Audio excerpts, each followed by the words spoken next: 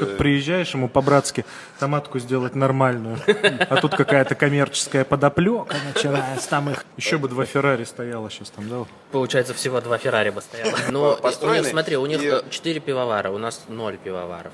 Поэтому они больше, действительно. Мы приехали за твоей жопой. Так я и не прошу Стринтяя в страну. Как это будет сказать?